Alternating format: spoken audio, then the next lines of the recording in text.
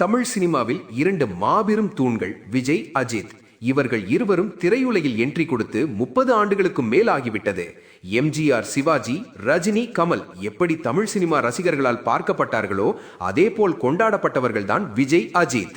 சினிமாவின் ஆரம்ப காலகட்டத்தில் இருவரும் பலமுறை படங்கள் மூலம் மோதிக்கொண்டுள்ளனர். ஆனால் அவை யாவும் ஆரோக்கியமான போட்டியாகவே இருந்துள்ளது. இறுதியாக கடந்த 2023ஆம் ஆண்டு வாரிசு, துணிவு ஆகிய 2 படங்களும் ஒரே நாளில் வெளிவந்து மோதிக்கொண்டது என்பது குறிப்பிடத்தக்கது. இந்த நிலையில் தற்போது மீண்டும் தி எபிக் கிளாஷ் நடக்க உள்ளது. ஆம், வருகிற 23ஆம் தேதி தெரி மற்றும் மங்காத்தா ரீரிலீஸ் ஆகிறது.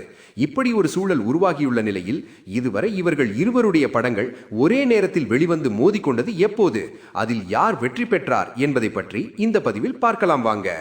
கோயம்புத்தூர் மாப்பிள்ளை வெர்சஸ் வான்மதி 1996, யாருக்கும் வெற்றி இல்லை. பூவே உனக்காக வெர்சஸ் கல்லூரி வாசல் 1996, விஜய்க்கு வெற்றி. காலமெல்லாம் காத்திருப்பேன் வெர்சஸ் நேசம் 1997, யாருக்கும் வெற்றி இல்லை. காதருக்கு மரியாதை வெர்சஸ் இரட்டை ஜடை வயசு 1997, விஜய்க்கு வெற்றி.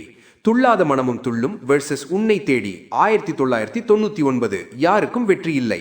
ஃப்ரெண்ட்ஸ் வெர்சஸ் பீனா 2000, விஜய்க்கு வெற்றி.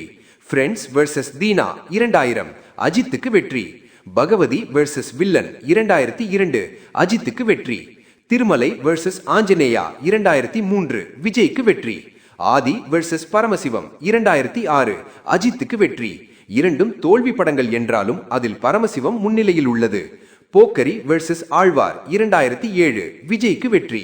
ஜில்லா வெர்சஸ் வீரம் 2014, அஜித்துக்கு வெற்றி. வாரிசு வெர்சஸ் துணிவு 2023, அஜித்துக்கு வெற்றி.